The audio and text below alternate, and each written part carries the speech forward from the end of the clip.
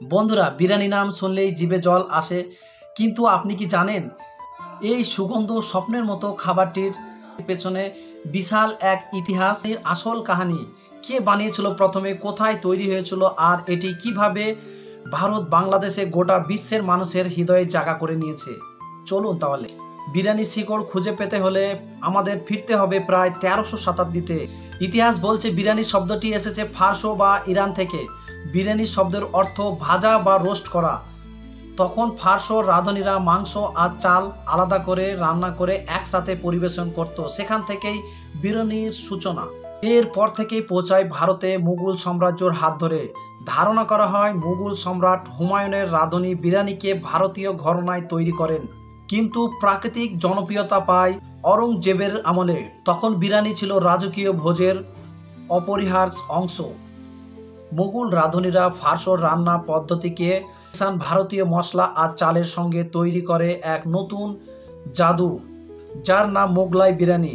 ঢাকা, লখনৌ, হায়দ্রাবাদ, কলকাতা প্রত্যেক শহর রাজকীয় খাবারটিকে নিজের স্বাদে বদলে নিয়েছে।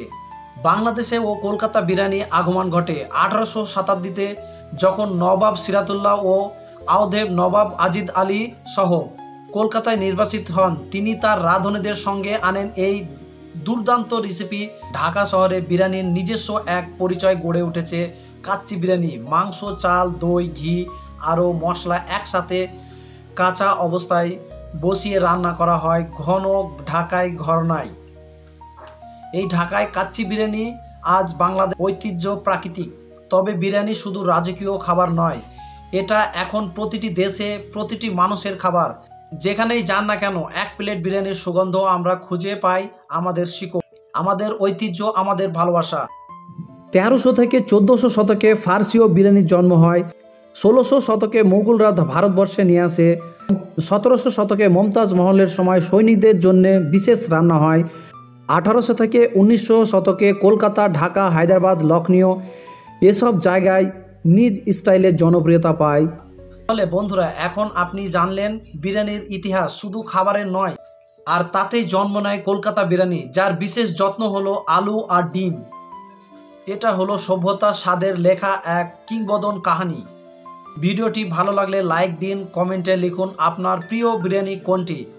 আর হ্যাঁ, চ্যানেলটি সাবস্ক্রাইব করতে ভুলবেন না, কারণ সামনে আসছে আরও অনেক রহস্যময় খাবারের ইতিহাস।